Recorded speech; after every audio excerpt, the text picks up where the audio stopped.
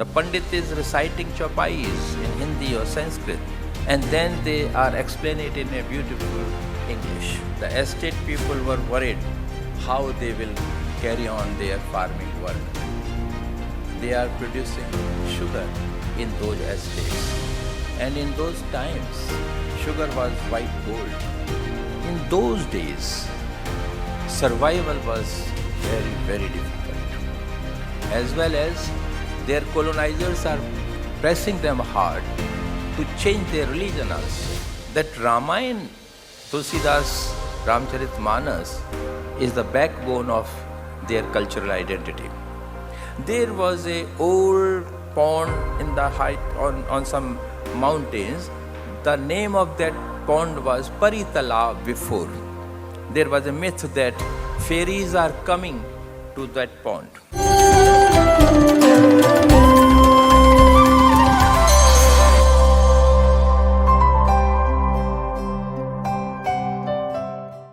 First of all, I want to express my thanks and gratitude towards the organizers of this big event, KeralaLegislature, and thank you very much for giving me this opportunity to be with you this evening. My topic is preservation of Indian identity and cultural values in diasporic countries. You must be aware that more than 190 years before, when emancipation was declared, the African slaves working in British colonies said, "We are not going to work anymore." And in the estates of British, French, Dutch colonies, the estate people were worried how they will carry on their farming work. They are producing sugar in those estates, and in those times, sugar was white gold. Whosoever making sugar in the world market, they are getting very good prices. East India Company was working in India. So they devised a new kind of slavery. What they did, they asked people working in East India Company to send Indian farmers to distant areas like Mauritius, Fiji, Guyana, Suriname. In 1835, the first batch of these farmers went to Mauritius. And they called it an agreement under the Indian indenture labor system. It is a 5-year contract. The people who are signing, not signing even just putting their thumb impression, are not aware what is written in that agreement.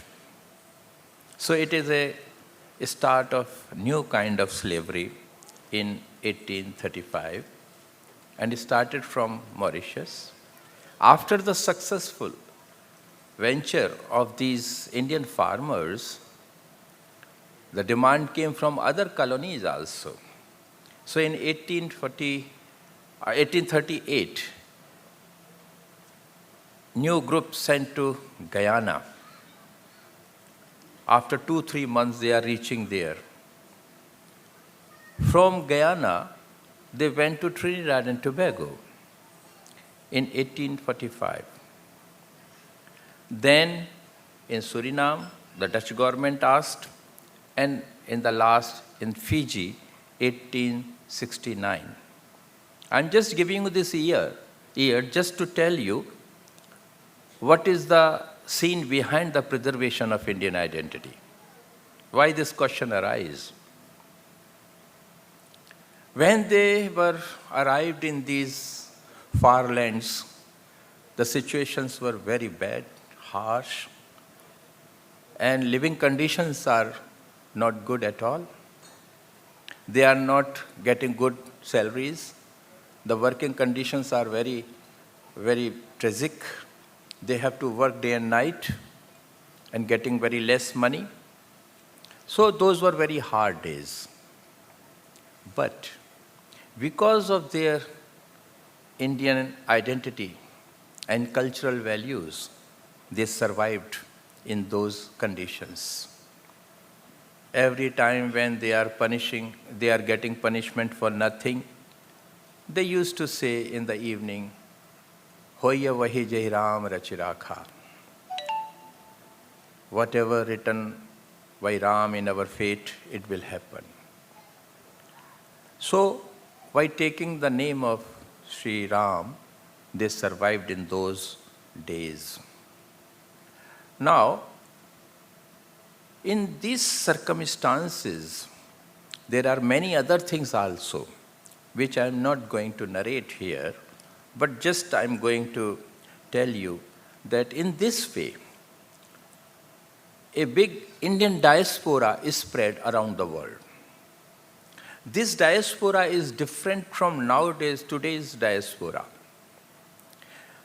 In those days, these people are traveling through sea, maybe months, and they don't know even where they are going, where these colonizers are taking them. And if they used to say, they complain about the food and the water and anything on the ship, the captain of the ship used to throw them in the water also. And by seeing this, other farmers remain quiet. And after 2-3 months' journey, they are reaching some far places, and these are the jungles, and they have to cut the jungles and then prepare the fields for the sugarcane farming. In those days, survival was very, very difficult. As well as their colonizers are pressing them hard to change their religion also. Don't practice all these Hindu rituals. So double pressure were there. First, they are working in harsh conditions. Second, the pressure on their identity also. So the struggle for preserving their identity and their own cultural values was very difficult for these people, and they fought for it. First of all, in 1982, I visited Fiji Island. It is in the South Pacific, a cluster of islands, but 3 islands are main, where these people are settled. I have seen many new things there. Very interesting thing, that maximum people are speaking Hindi. A Hindi of North India's Awadh Prant, or the language of Tulsidas, because most of the people went there through the area of Awadh, Sultanpur, Gorakhpur, like this. Second thing, that this Fiji is the only country in the world where you can speak in Hindi in the parliament. Hindi is the language of parliament also. The people, the Fijians are fighting in the political parties. All political parties are publishing posters in Hindi. More than 15,000 kilometers away, you will see the same kind of politics going on there also. And they are using Hindi to lure the Indian origin people. So Hindi is surviving there. But the most important thing I found there, that Ramayana, Tulsidas Ramcharitmanas, is the backbone of their cultural identity. And I heard a very interesting slogan there, Jaykara. As you know, after the culmination of our puja or Ramayana recitation, we used to say, Shri Ramchandra ji ki jai, Hanuman ji ki jai, Satya Sanatan Dharm ki jai. Like these kind of chanting we used to do at the end of our functions. In Fiji, I found a very interesting chanting, Ramayana Maharani ki jai. They personified the book, Ramayana. It is very interesting. I have traveled many countries. I visited many people living in different countries, but I never heard this kind of slogan, Ramayana Maharani ki jai. So I was just thinking how they reached at that point to declare that their Maharani is Ramayana. And one day when I was working in the archive of Fiji, I found that in 1874, Queen Victoria took over the charge of Fiji. So now Fiji is under Her Majesty's service. And those people are saying, this is Queen Victoria's country. This is a kind of a protest also by those ancestors working in harsh conditions that, okay, Queen Victoria is your queen, but our queen is Ramayana. Ramayana is the backbone of our culture. We are surviving because of that Ramayana. So this is something very interesting I found to how they are preserving their cultural identity. Another very important, very interesting thing I found, when these people went there were no pandits. If there is any marriage ceremony, how to perform it? Nobody knows it. So one person, very old person, met me there and he narrated a very interesting story that when we came, 2 young girls, 2 boys were also there, and one was marriageable. So one day we found that this girl and this boy are having little bit attraction for each other. So we asked them, you would like to marry each other? They say, okay, we will do it. But then there is a problem arise. Who will solemnize the marriage? Who will perform the rituals? No pandit is there. So a older person was given a responsibility to organize the marriage of those boy and girl. So what he did, next day he came, they prepared the havan and everything ready for the rituals. The man came with Ramcharitmanas. He opened the book and took out the page where the episode of Ram Sita Vivah, the marriage of Ram Sita. And he recited those chaupais during the ceremony, and they were married, they were declared married. So now you understand the originality of idea, that through the Ramayana, they were able to do the Pandit's job also.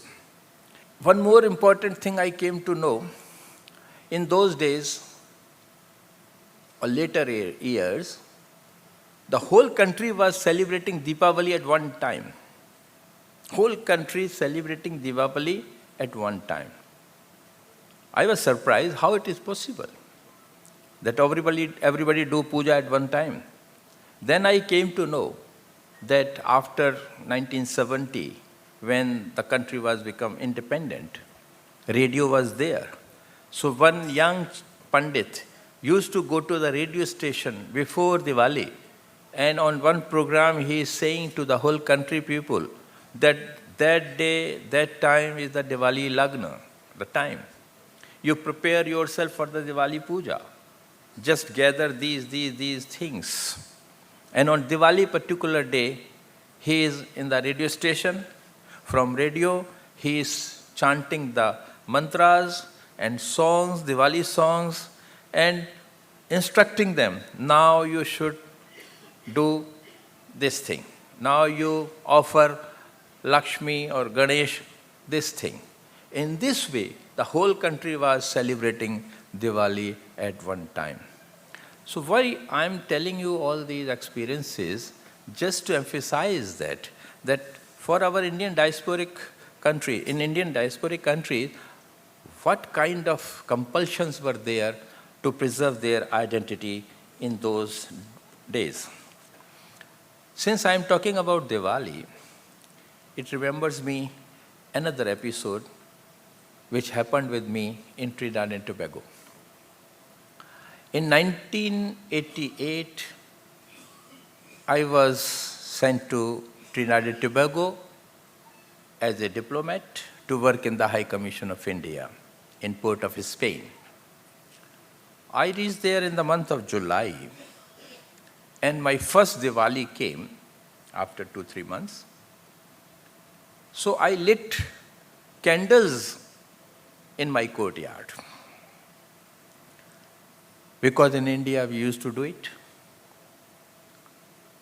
After some time, somebody came to my house. Caldwell was there. I came out. I found that my neighbor, Bhola Maharaj, is there. And he asked me, Dr. Rituparna, what is this? I mean, what happened? That all these candles, you are lighting candles today. I told him, today is Diwali, so I am lighting these candles. He was disturbed. He told me, Dr. Rituparna, no, it should not be candles, it should be diyas. Now I am disturbed. I told him, but listen, Mr. Maharaj, from where I will get diyas? India is too far. How I will bring? Then he said, okay, now I understood. You are a new person in Trinidad and Tobago. Okay. And he went away. I told him, you take some sweets. You are my guest. Today is Diwali. But he said, no, I will come again. And I saw him going in his Mercedes car. After half an hour, he came back with a bag full of diyas. A long choti, we used to call it, of wicks, rui, bati, oil, matchbox, everything, with his whole family. And he ordered the family member, take out all these candles, put all diyas. Now they are working and I am seeing. My whole courtyard was full of diyas. They lit it. And when there is a Diwali, great scene in front of my lawn, then he came to me. And he told me, Dr. Rituparna, you know we are Indians. We have our own traditions.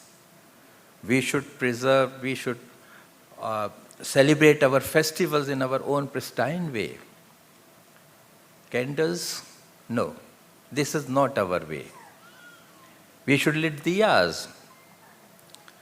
So it is also a great lesson to me that from many miles away, they are living in far places, but they are making diyas. They are celebrating Diwali in this particular way as we are celebrating it in India. It is a great lesson to me also. And then in the same way, they are celebrating Holi. Before Holi, they call it Fagwa because it is coming in the Falgun month. So Fagwa celebration is a big celebration in Trinidad and Tobago. Months before, they start Chautal singing in their temples, in their other places. And the whole country is having a Chautal singing competition. The prize of that Chautal singing competition is a Toyota car. Which village group will win this Toyota car? The whole country is singing, Aaj Awadh mein Holi khele re Raghuvira. Ramchandra ji is playing Holi in Awadh.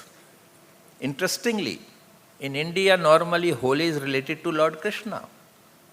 But in Trinidad, I found they are not talking about Krishna at all, because they are coming from Ayodhya side. So their Lord is Ram. So the playing Holi is for the Ram. So Ram Sita is playing Holi in Trinidad and Tobago. They always invited us from the High Commission of India. And in one time when I went there, they sprinkled some color on me. And after that, they told me, hold Dr. Rituparna for a second. And then he took out a cane from his kurta. In these celebrations, they are also wearing dhoti kurta. It is a cane of Johnson baby powder. He took out some powder on his hand and put it on my face. I'm looking like a white ghost. What is this? Kehta, you know, on Holi we used to put gulal on the forehead to greet each other. In Trinidad we are not having gulal. So we devised this thing. We are just putting Johnson baby powder to celebrate our Fagwa festival. And then he told me, we cannot provide you bhang, the liquor, thandai, but we can offer you hot milk with ginger. And you can put coffee or tea, whatever you like, and enjoy. And they offer us sweets and other things. This is, again, you see, how they are preserving their cultural identity in celebrating these functions in the faraway places. Another very interesting thing happened one day, again related to our tradition, Indian identity. I was invited to attend a marriage ceremony of a boy. I was from the boy's side. I went there. Suddenly, the mother of boy came to me and asked, Dr. Rituparna, you are from India? Yes, I am from India. You know, we are Indians, so you are my bhai, brother? Yes, I am your brother. And if you are my brother, then you are the mamu of this boy, maternal uncle. I said, okay, I am also the mamu of this boy. Then she said, in our tradition, mamu used to perform a duty dressing up the boy who is going to marry. So please do me a favor, you dress up my boy as mamu. So I put that particular dress, they call it jama joda. In Bihar, even today, during the marriage time, the bridegroom is having that robe, and that is called jama joda. So from 13,000, 15,000 miles away, they are still having that dress code which their village is having in centuries before. That jama joda is very important for them. So this is another example of preserving their identity and Indian culture. Another very interesting story I will tell you. One day I got an invitation to come for a dinner party, and the name of that dinner party was Suhani Raat Dinner. Suhani, beautiful night dinner. In other words, dinner in a beautiful night. I was a little surprised, what is this Suhani Raat? Another thing I would like to tell you, that in Trinidad and Tobago, they just lost the language Hindi. Very few people are there who knows Hindi very well. But Hindi is in their blood. All kind of rituals they are performing through English. The Pandit is reciting chopais in Hindi or Sanskrit, and then they are explaining it in a beautiful English. So, Suhani Raat dinner. So I went there. A big lawn was there, beautiful chairs, tables are set. One side, long table for buffet. Food was ready. Indian food. In those days, it was not available in the markets when I was there 30, 35 years before. Nowadays, there are so many restaurants in Trinidad also preparing Indian food. But all that food was prepared by the local people in their homes. And they all bring it. And people took their plates, sat down on the tables, enjoy it. After finishing the dinner, now the musical function starts. Announcer is there, and he is giving us a commentary in English. Now we are going to start our Suhani Raat cultural evening. And I'm going to present you beautiful Indian melodies. But before that, we will please stand up. And we sung our national song. And they stood up. National anthem of Trinidad and Tobago was sung. And after that, our Jan Gan Man, our Rashtragan was also sung by those people. And after that, they started beautiful songs. The singers are local Trinidadians. And they don't know Hindi. They are writing all these songs in Roman and practicing in through cassettes and other things many times. And they started singing those songs. जिस देश में गंगा बहती है, सारंगा तेरी याद में, आवाज दे कहाँ है, दुनिया मेरी जवां है, and so on, many songs. And night is quite going slowly. It was around 11 p.m. now. So the announcer declared, now I'm going to give you two beautiful songs in the end of this function. One is Chaudhvi Ka Chand Ho Ya Aftab Ho. Very dear song in Trinidad is still today. And after this song, the last song was from Dulari film, Suhani Raat Dhal Chuki Na Jane Tum Kab Aoge. I was really astonished to listen all these things. Look, these people, they don't understand the meaning of these songs, but they are enjoying. And this song, Suhani Raat Dhal Chuki, is so popular. Even now, at this moment, if you open any FM station relaying program in Trinidad and Tobago, maybe on one FM station you will hear this song. Every day you will find these songs on radio in Trinidad and Tobago.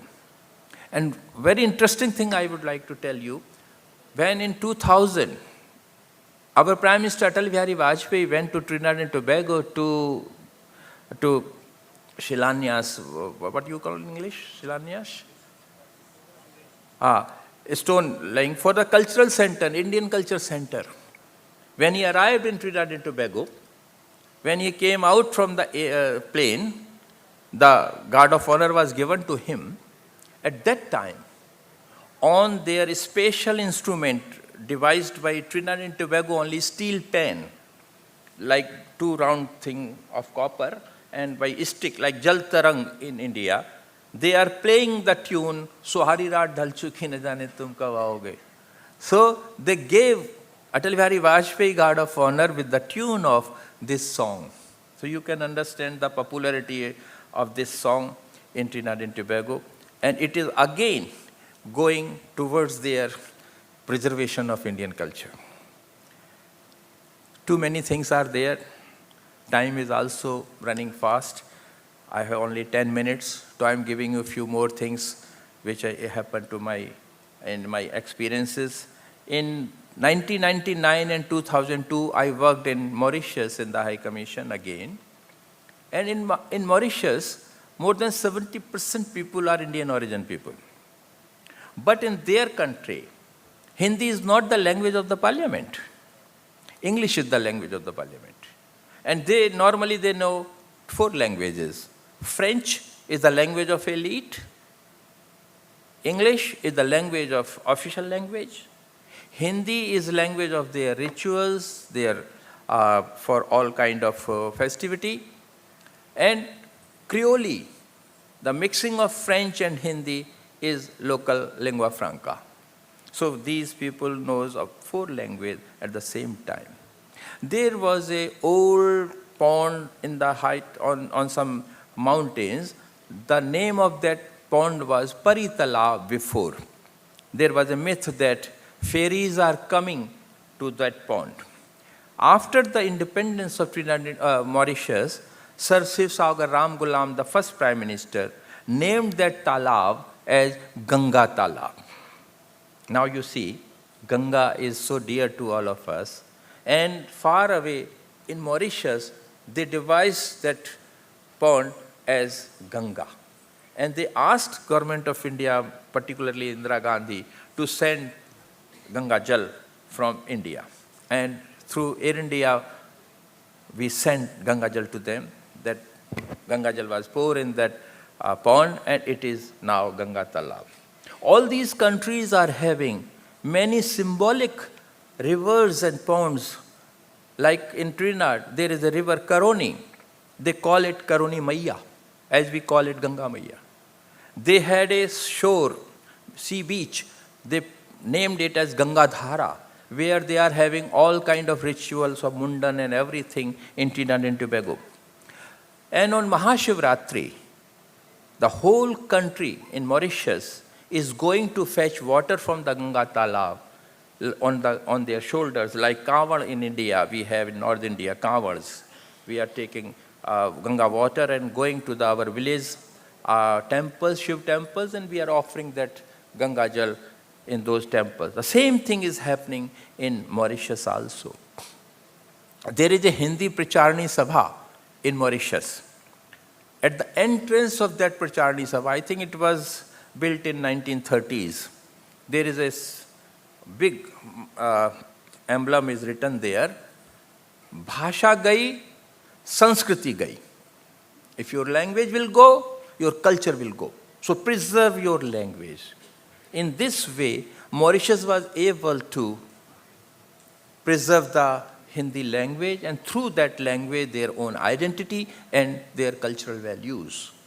So they were very strong in that way, because they have to fight with British as well as to French.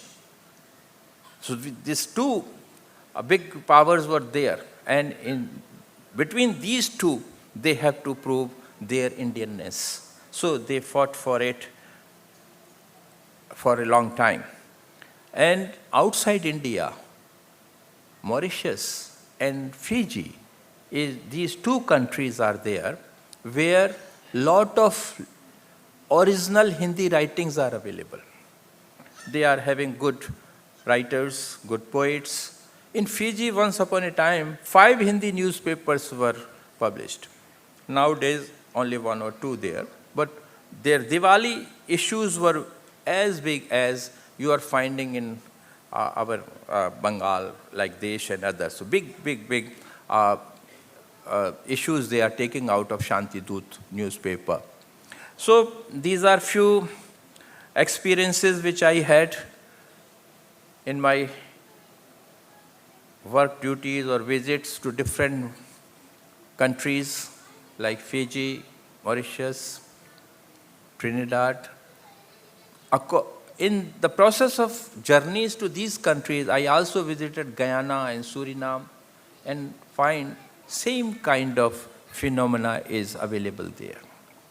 So today I am here to tell you about the preservation of Indian culture, identity.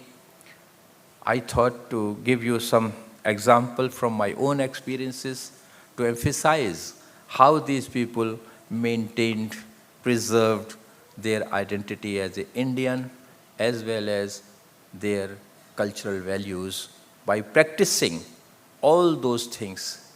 Many temples in Trinidad, in Mauritius, in Fiji, every Saturday, Sunday people are gathering there. They are having their prayers. They are putting jhandis in front of their houses.